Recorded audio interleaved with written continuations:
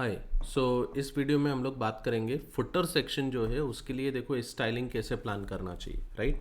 अब मेरे काम करने का एक तरीका है गाइस, मैं आपको वो तरीका बता रहा हूँ and if you like it you can adopt it and you can work on this, okay. चलो देखो, अभी सबसे पहले हमें क्या करना चाहिए, जैसे कोई आपके पास में कोई एक स्टाइल आपको दिए या डिज़ाइन आपको दिया हुआ है, ये डिज़ाइन को देखने के बाद में आपको समझ में आना चाहिए कि यार हमारे को किस तरीके का इस पर डिज़ाइन करना है या कैसा कोड हमें CSS का लिखना पड़ेगा जो ये एक स्टाइलिंग हमारे पास आएगी। देखो, आप सारी चीज़ों को भूल जाओ, आप डैशबोर्ड भूल जाओ, आप फुटर भूल जाओ, बाकी का डिज़ाइन भूल जाओ। आपको सिर्फ इतना डिज़ाइन यहाँ से यहाँ तक का ये समझ में आना चाहिए।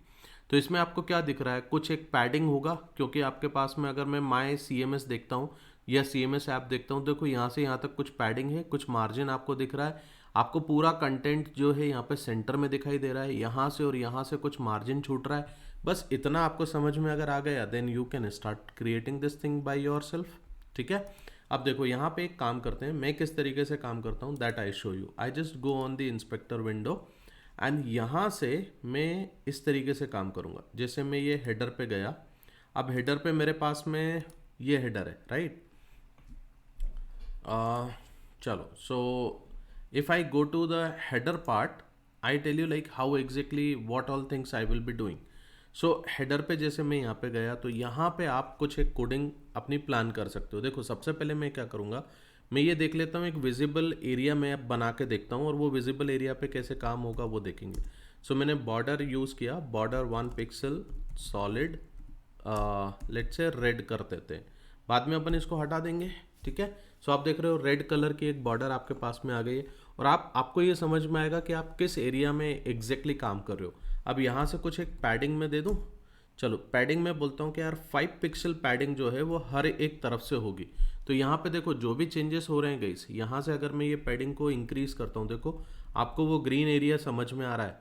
तो ये पैडिंग आप डिसाइड कर सकते हो कि आपको कितना देना है। मैंने इसमें डिसाइड किया हुआ है कि मेरे को 5 पिक्सल का पैडिंग इसके अंदर होना चाहिए, ठीक है।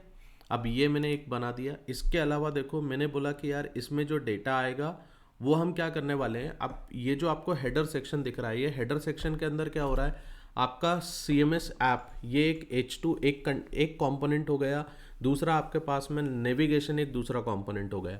तो इन दोनों को मेरे को साइड बाय साइड दिखाना है। तो जब साइड बाय साइड आप दिखाना चाहते हो तो आप क्या करोगे, एक डिस्प्ले प्रॉपर्टी होती है, डिस्प्ले फ्लेक्स अगर कर देता हूँ, देखो ये फ्लेक्स बॉक्स की प्रॉपर्टी है। अगर ये नहीं करते तो आपको क्या यूज़ करना पड़ता, आपको यूज़ करना पड़ता guys float, okay. Float left करके हम लोग यूज़ करते, बट फ्लोट लेफ्ट से ज़्यादा अच्छी प्रॉपर्टी है ये फ्लेक्स बॉक्स। तो फ्लेक्स बॉक्स का यूज़ करोगे तो जो भी कंटेंट्स हैं वो ऑटोमेटिकली फ्लोट हो जाएंगे और टूवर्ड्स लेफ्ट में आएंगे। अब इसको अगर आपको ये करना है कि यार मेरे को इनके बीच में कुछ स्पेस मेरे को डिस्ट्रीब्यूट करना है या प्रॉपर स्पेसिंग करना है, तो यहाँ पे देखो, यहाँ पे एक प्रॉपर्टी होती है guys that is justify content and let's say justify content को मैंने दे दिया space between.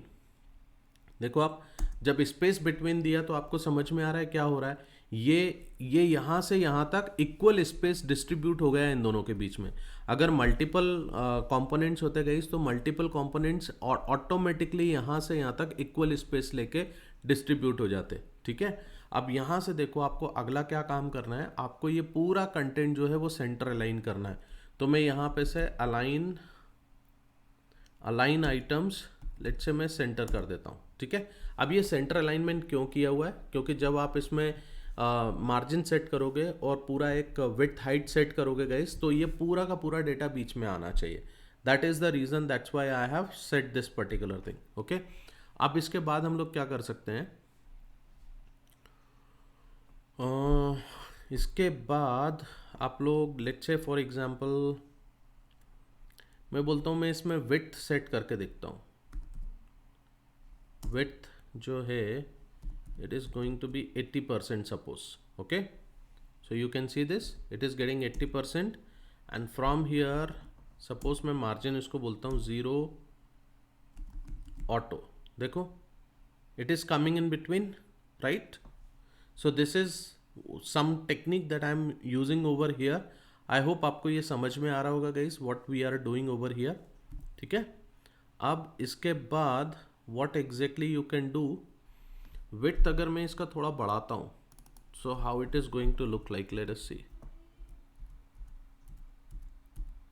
Yeah, I think 90% will be okay. Okay, I'm going to leave this 5% from both the side, but 90% is going to be okay for me. So this I am doing over here, and just after this, I would like to create some more good thing over here.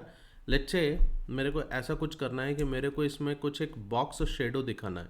सो यहाँ पे एक box shadow नाम की एक property है. ये box shadow आप क्या कर सकते हो, कुछ वैल्यू अपन सेट करते हैं. देखो जैसे 0, फिर 2 पिक्सल आपने सेट किया. देखो एक नीचे आपको ब्लैक कलर की बॉर्डर यहाँ पे देखने को आ रही है. यहाँ पे अब इसको देखो बॉक्स में कैसे, इसको एक शेडो में कैसे आप बनाओगे. 8 पिक्सल का आपने ये दिया, देखो एक शेडो बन गई पीछे, राइट. अब यहाँ से कुछ आप एक कलर कॉम्बिनेशन दे सकते हो, RGBA, और कुछ कलर कॉम्बिनेशन पे मैंने इसको दे दिया, let's say 0 0 0 and 0.25. Close this. देखो आपको एक बाकायदा एक प्रॉपर तरीके की बॉक्स दिख रहा है. अब इसको आप अगर हटा देते हो थोड़ी सी देर के लिए, देखो this is how it will look like. ठीक है. सो आई होप ये थोड़ा सा ठीक दिख रहा है, अच्छा दिख रहा है. बट इसको मैं चाहता हूँ यार, इसको 100% ही कर दें. तो अपन अगर मैं 100% कर देता हूँ, then it will be more good I think. थोड़ा बहुत एडजस्टमेंट इस पे करते हुए चल रहा हूँ गाइस में, ताकि आपको समझ में आए कि what exactly I am doing basically. अब इसमें कुछ एक ऐसा कुछ कर देते हैं, इसमें एक हाइट सेट कर देते हैं गाइस. ठीक है, चलो just a minute, let me set this particular height over here. Height इसमें मैं दे देता हूँ लेट्स से 5 rem. ओके, एक हाइट इसमें सेट कर दी अपन ने. अब देखो यहाँ से मैं क्या करूँगा गाइस, ये जो मैंने पूरा बनाया ना CSS इसका, इसको मैं यहाँ से कॉपी कर लेता हूँ. एंड कॉपी करने के बाद में we will be going over here and just a second guys, just a second. Once it is done, then what is the next thing that I will be doing. देखो मैंने आपको बताया था कि ये जो हेडर है, हेडर के लिए मेरे को हेडर डॉट, आपने हेडर कहाँ पे बनाया हुआ है, हमने header dot module dot CSS बनाया है. यहाँ पे ये CSS मैंने copy, okay I am sorry.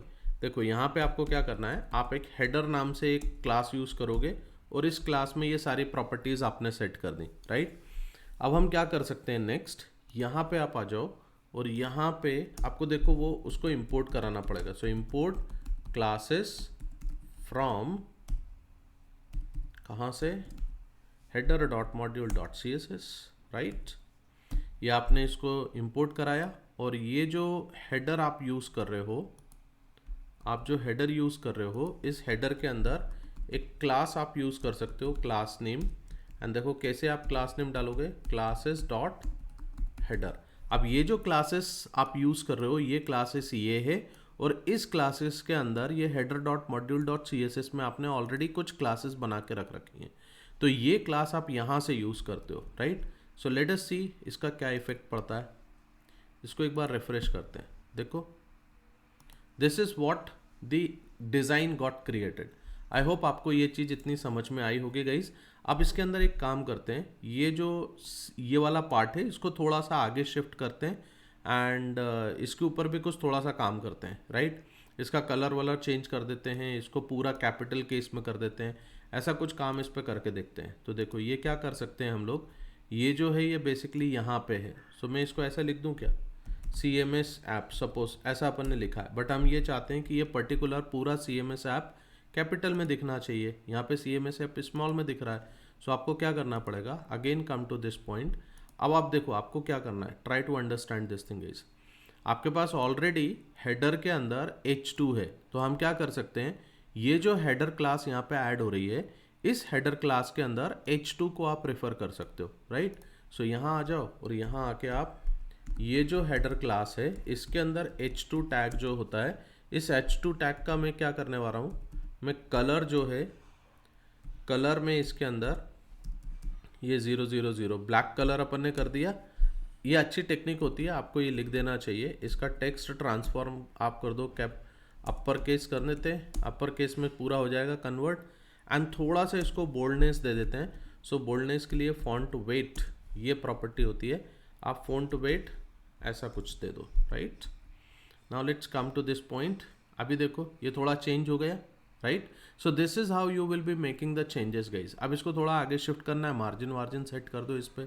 So all these things I will check it and I will let you know like what exactly I am doing with all these things. इसका अपन ने already वैसे किया हुआ है, हम चाहें तो इसकी जो विड्थ है, ये विड्थ हम थोड़ी सी इसकी कम कर सकते हैं, या एक काम करेंगे, इसको पूरा रैपर पे मैंने डाला है ना, तो रैपर की विड्थ एंड हाइट में यहाँ पे से सेट कर सकता हूँ। सो इन दैट केस मेरे को यहाँ पे ये चीज़ देने की ज़रूरत नहीं पड़ेगी गाइस, ओके। ये आपको नहीं देना पड़ेगा। Let us see this. एक काम करते हैं, अपन यहाँ से चलते हैं app.module.css के ऊपर, app.module.css, और इसके अंदर जैसे आपने देखा हुआ है विड्थ मैंने क्या दिया हुआ है, 80% करा है ऑलरेडी, एंड मार्जिन 0 ऑटो दिया हुआ है। So again this is okay, fine, okay. अगर आपको स्पेसिफिकली सिर्फ हेडर के लिए करना है, so what exactly you can do for the header guys, यहाँ पे आप हेडर पे जाके, आप यहाँ से header.module.css पे जाके आप चाहो तो यहाँ पे उसका कुछ एक हाइट विड्थ आप सेट कर सकते हो, that is up to you, it is not mandatory. अब ये जो अपन ने 100% किया हुआ है वो 80% का 100% है, बट अगर उसका आप 90% कर देते हो तो this is how it will be converted, ठीक है। It's up to you how exactly you want to do, but ये पूरे के पूरे इसके ऊपर चेंज हो जाएगा। So it doesn't look good. Actually ये पूरा हेडर का हेडर चेंज हो रहा है, और मेरे को ये चाहिए कि ये हेडर यहाँ से यहाँ तक सेम हो। अपन आगे कुछ दूसरी टेक्निक के थ्रू इसको आगे शिफ्ट करेंगे, okay. But right now you can just remove this particular part, it doesn't look good but this is good, okay.